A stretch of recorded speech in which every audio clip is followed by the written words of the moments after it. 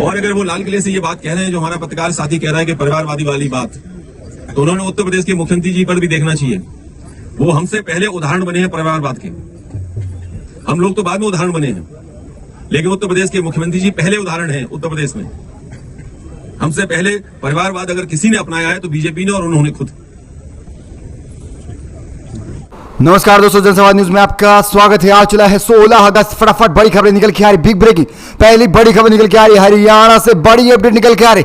3 जिलों में मुस्लिम व्यापारियों की एंट्री पर लगाई गई रोक फिर से। बजरंग दल द्वारा 15 अगस्त पर हुई थी बड़ी मीटिंग, जिसके बाद फैसला लिया गया है। बताएंगे इसके बारे में क्या कुछ खट्टर सरकार की तरफ से एक्शन किया जा रहा है।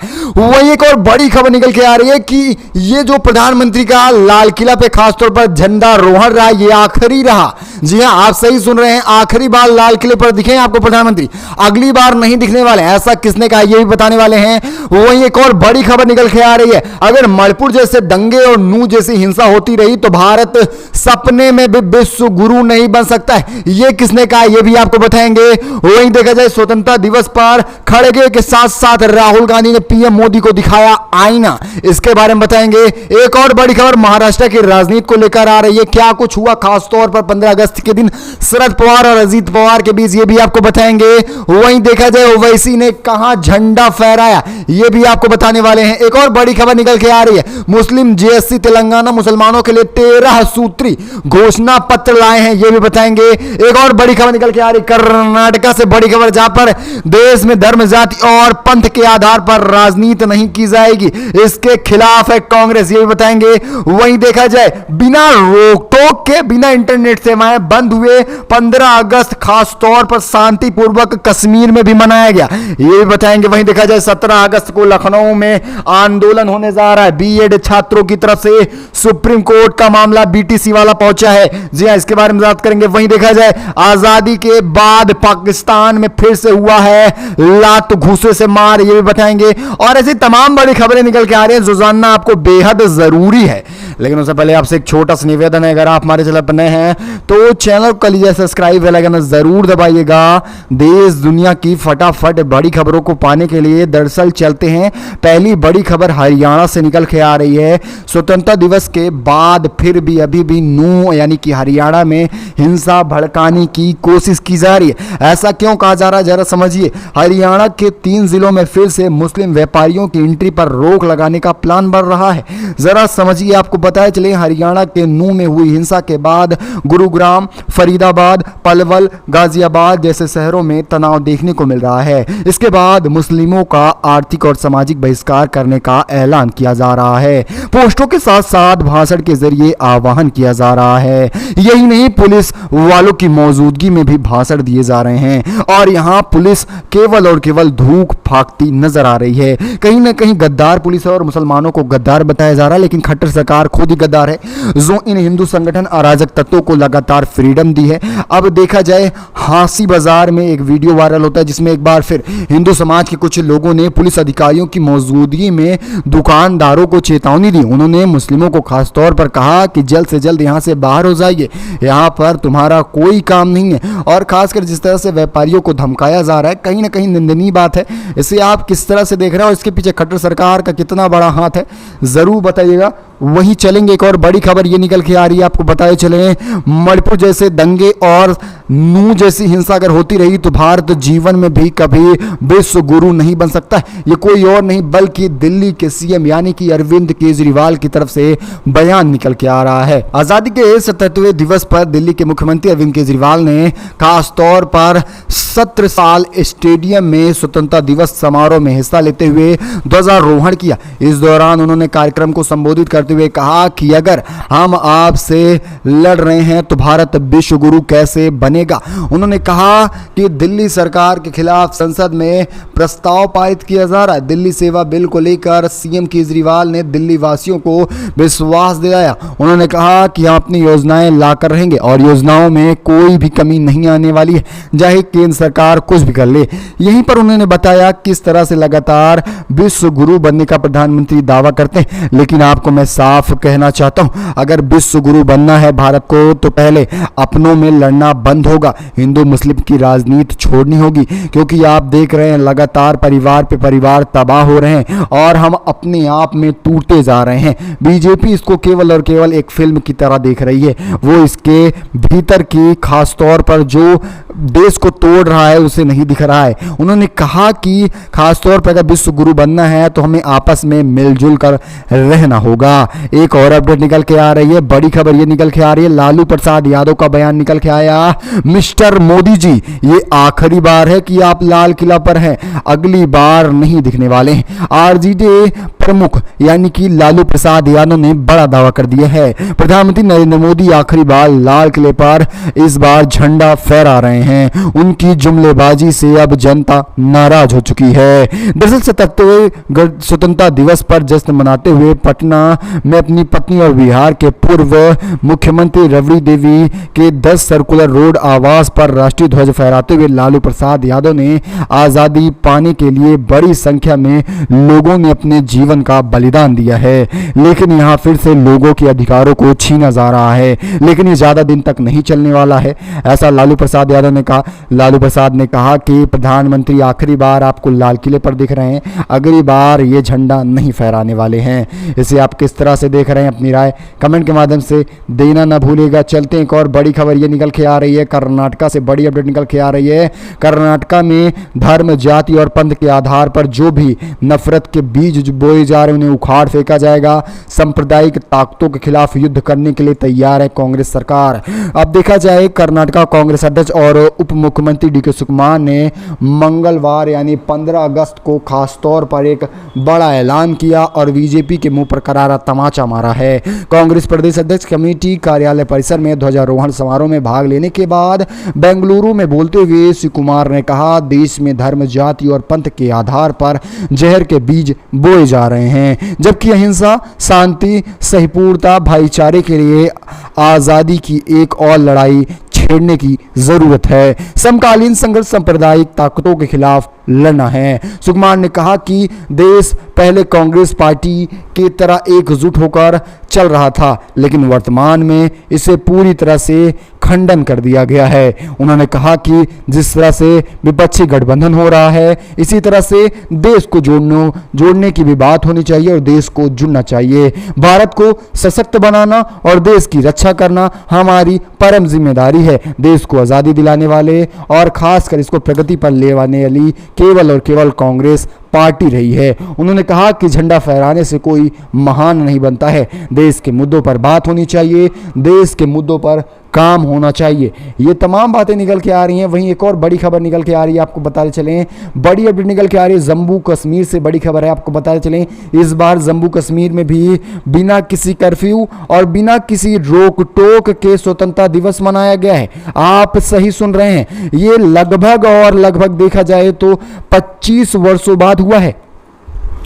आपने आज तक कभी नहीं सुना होगा कि जम्मू कश्मीर घाटी में खास तौर पर बिना कर्फ्यू, बिना इंटरनेट सेवा बैन हुए स्वतंत्रता दिवस मनाया गया हो, लेकिन इस बार ऐसा हुआ है। आपको बताते चलें कि 1979 के आतंक के बाद ये पहली बार हुआ है जब वैगनर बिना किसी रोक टोक के पूरी तरह से गणतंत्र दिवस मनाया गया। ना किसी का शटडाउन, ना इंटरनेट सेवाएं बंद, ना सुरक्षा पाबंदी, पूरी तरह से श्रीनगर आज़ादी से झूमता रहा और जश्न भी मनाया गया है। इसे आप किस तरह से देख रहे हैं, अपनी राय दीजिएगा। और क्या इसके पीछे आर्टिकल 370 का भी कोई अहम रोल हो सकता है या नहीं, ये भी बताइएगा। वहीं एक और बड़ी खबर निकल के आ रही है, 17 अगस्त को लखनऊ में होने जा रहा है बड़ा आंदोलन बीएड अभ्यर्थियों की तरफ सुप्रीम कोर्ट के खिलाफ। जी हाँ, बड़ी खबर ये निकल के आ रही है कि सुप्रीम कोर्ट ने शुक्रवार को, आपने देखा, रिट लेवल में देखा जाए पहले सेक्शन को लेकर बीटीसी के हकों को खास तौर पर मान लिया गया है। यानी बीटीसी के जो छात्र हैं वो अब खास तौर पर प्राथमिकी के शिक्षक नहीं नहीं बन पाएंगे। ये कहीं ना कहीं एक करारा झटका लगा है। और ये जो मामला है, ये राजस्थान के एक मामले को सुनवाई करते हुए सुप्रीम कोर्ट ने अहम फैसला सुनाया था। अब इसको लेकर 17 अगस्त को खासतौर पर लखनऊ में बीएड के छात्र सुप्रीम कोर्ट के खिलाफ विरोध प्रदर्शन करने जा रहे हैं। एक और अपडेट ये निकल के आ रही है, बड़ी खबर आपको बताते चलें कि एमवीए को नहीं भा रही है। शरद पवार और भतीजे के बीच चल रही मुलाकातें, जल्दी लग सकता है शिंदे के साथ बीजेपी को भी झटका। राष्ट्रवादी कांग्रेस पार्टी के अध्यक्ष शरद पवार और उनके भतीजे अजीत पवार के साथ पुणे में हुई गुपचुप मीटिंग के बाद महाराष्ट्र की राजनीति में फिर से खलबली मची हुई है। इस सीक्रेट मीटिंग के बाद शरद पवार सोमवार को कहा कि अजीत पवार के साथ पुणे में हुई मुलाकात को लेकर विपक्षी महाविकास आघाड़ी किसी प्रकार का भ्रम न रखे और ऐसी कोई स्थिति नहीं है। लेकिन मामला सीधा सा यही निकाला जा रहा है कि आने वाले समय में आपको महाराष्ट्र की राजनीति में फिर से उथल पुथल देखने को मिल रहा है। ऐसा क्यों कहा जा रहा है? क्योंकि अभी तक ये नहीं हो पाया है कि सचमुच क्या अजीत पवार मुख्यमंत्री बन जाएंगे शिंदे गुट से या नहीं, और अगर नहीं बन रहे हैं तो ये जायज़ है कि फिर से वो खास तौर पर शरद पवार गुट में शामिल हो जाएंगे। कांग्रेस अध्यक्ष मल्लिकार्जुन खड़गे ने मंगलवार को स्वतंत्रता दिवस समारोह को लेकर लाल किले पर प्रधानमंत्री द्वारा फेंके गए जुमलों को लेकर पोल खोल दी है। और देखा जाए, प्रधानमंत्री ने लाल किले पर पहुंचकर जमकर जुमलेबाजी की, महंगाई से लेकर खास तक घर बनाने की भी बात कही, और यहाँ सबसे बड़ी बात मणिपुर मुद्दे की भी रही थी। लेकिन देखा जाए, मणिपुर मुद्दे को लेकर खासतौर पर अब मल्लिकार्जुन खड़गे ने इनकी पोल खोल दी है। मल्लिकार्जुन खड़गे ने पहले सुनिए क्या कुछ कहा है प्रधानमंत्री ने। प्रधानमंत्री का कहना है कि मणिपुर के हालात पूरी तरह से ठीक होते जा रहे हैं। लेकिन वहीं अब कांग्रेस क्या कह रही है, कांग्रेस का सुनिए। कांग्रेस का कहना है अगर मणिपुर के हालात हैं तो प्रधानमंत्री जी आप इंफाल में जाइए और वहां पर जनसभा को संबोधित करिए, वहां के लोगों के अंदर आत्मबल आएगा। आप ऐसा क्यों नहीं कर रहे हैं अगर माहौल ठीक है? ये सवाल कांग्रेस ने उठाया है। आप इसे किस तरह से देख रहे हैं और प्रधानमंत्री को जाना चाहिए या नहीं? अपनी भी राय कमेंट के माध्यम से देना ना भूलिएगा। चलते अगली एक और बड़ी खबर ये निकल के आ रही है, कांग्रेस 4 राज्यों को अपनी निगाह पर रखा है। टीम इंडिया गठबंधन भले ही अन्य घटकों के साथ काम कर रही है 24 के चुनाव को लेकर, वहीं दूसरी तरफ कांग्रेस अपने विधानसभा चुनाव से पूरी तरह से गठबंधन से अलग है। ऐसा क्यों है, जरा ये समझिए। गठबंधन के साथ कदापि भी विधानसभा चुनाव कांग्रेस नहीं लड़ना चाहेगी, इसीलिए वो खासतौर पर लोकसभा चुनाव में ही गठबंधन का सहारा लेगी, क्योंकि पहले से तय हो चुका है मध्य प्रदेश हो या फिर राजस्थान या छत्तीसगढ़ क्यों ना हो, यहां पर कांग्रेस की सरकार आना तय है। क्योंकि जो हवा चल रही है, जिस तरह से बीजेपी की पोलें खुली हैं और जो सर्वे निकल के आ रहे हैं, जगजाहिर कर रहे हैं, और इसमें भारत जोड़ो यात्रा 2.0 का भी अहम रोल होने वाला है। इसे आप किस तरह से देख रहे हैं, अपनी राय कमेंट के माध्यम से देना ना भूलेगा। आने वाले विधानसभा चुनाव में मध्य प्रदेश, छत्तीसगढ़, राजस्थान में किसकी सरकार बनने जा रही। अच्छा, वही मुस्लिम जीएसटी तेलंगाना मुसलमानों के लिए 13 सूत्री घोषणा पत्र प्रस्तुत कर दिया गया है।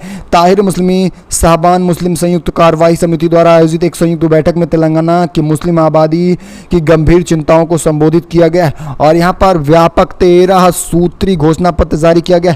राष्ट्रपति साहबान मोहम्मद मुश्ताक मालिन की अध्यक्षता में ये बड़ी बात कही गई है। और देखा जाए, मुसलमानों के लिए बड़ी बात है जिसमें 13 सूत्री घोषणा पत्र दिया गया है। चलेंगे एक और बड़ी अपडेट पर, जहां ये खबर निकल के आ रही है, अखिलेश यादव ने स्वतंत्रता दिवस पर 58 फीट का खास तौर पर झंडा लहरा दिया और मणिपुर मुद्दे को लेकर भी अहम बात कह दी है। अखिलेश यादव ने मणिपुर को लेकर वही बड़ी बात ये कही। उन्होंने कहा कि हम आज संकल्प लेते हैं कि आने वाले समय में हम देश में कभी भी मणिपुर जैसे हालात नहीं पैदा होने देंगे।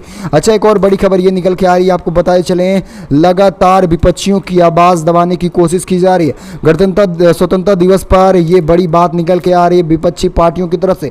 कांग्रेस अध्यक्ष मल्लिकार्जुन खड़गे ने मंगलवार को बीजेपी सरकार पर हमला बोलते हुए कहा कि विपक्षी पार्टियों की आवाज दबाने की कोशिश की जा रही है। खड़गे ने कहा है कि आज लोकतंत्र, संविधान, संस्थाएं सभी खतरे में हैं। विपक्ष की आवाज को दबाने के लिए लगातार बीजेपी कुछ भी करने को तैयार है, क्योंकि बीजेपी को पता है कि विपक्ष इनकी सारी पोल खोल कर रख देगा, इसीलिए ये विपक्षी पार्टियों की आवाज दबा रहे हैं। अच्छा भाई, महंगाई को लेकर बड़ी खबर ये निकल के आ रही है। 15 महीनों का महंगाई का रिकॉर्ड टूट चुका है। आपको बताए चलें 7.44% की बढ़ोतरी हो चुकी है महंगाई में। देखा जाए 15 दिनों के अंदर अंदर सबसे ज़्यादा महंगाई तूल पकड़ी है। जून में जहां देखा जाए केवल और केवल 4.23% खास तौर पर महंगाई बढ़ी थी, लेकिन वहीं 7% यानी टोटल मिलाकर देखा जाए 11% से ऊपर महंगाई बढ़ती नजर आ रही है। आप इसे किस तरह से देख रहे हैं दिला दीजिएगा। वहीं ज्ञानवापी को लेकर भी एक बड़ी खबर ये निकल के आ रही है। ज्ञानवापी मस्जिद को लेकर अब मुस्लिम पक्ष बातचीत के लिए तैयार हो चुका है। ज्ञानवापी प्रकरण को लेकर कोर्ट में बहाल विश्व वैदिक सनातन संघ की ओर से मुस्लिम पक्ष को एक पत्र दिया गया, जिसमें कहा गया कि हम बातचीत के जरिए खासतौर पर ज्ञानवापी मुद्दे को सुलझाना चाहेंगे। वहीं देखा जाए ज्ञानवापी को लेकर सोमवार को खासतौर पर दो बड़ी सुनवाई होने वाली थी, जिसमें एक सुनवाई पर खासतौर पर विराम लगा है और वो सुनवाई अब खासतौर पर देखा जाए तो 22 अगस्त को होने वाली है। वहीं देखा जाए अगली सुनवाई पर कोई भी बात नहीं हो पाई है। आप इसे किस तरह से देख रहे हैं और आने वाले समय में खासतौर पर देखा जाए तो सुप्रीम कोर्ट कैसा फैसला लेगा, और इस पर भी अपनी राय दीजिएगा। जिस तरह से राहुल गांधी की मानहानि मामले में और जिस तरह से गोधरा कांड में सुप्रीम कोर्ट ने फैसला सुनाया है, क्या इसी तरह से आने वाले समय में ज्ञानवापी मस्जिद को लेकर भी सही फैसला सुनाएगी या फिर से केंद्र सरकार का दबाव रहने वाला है। साथ ही साथ प्रधानमंत्री द्वारा फेंके गए बड़े बड़े लाल किले के जुमले के बारे में आपका क्या कहना है, और साथ ही आने वाले विधानसभा लोकसभा चुनाव में अगर आप भी मानते हैं बदलाव होना तय है तो वीडियो को ज़्यादा से ज़्यादा लाइक और शेयर कर चैनल को सब्सक्राइब कर देना। मिलेंगे अगली बड़ी अपडेट के साथ, तब तक के लिए धन्यवाद। जय हिंद, जय भारत।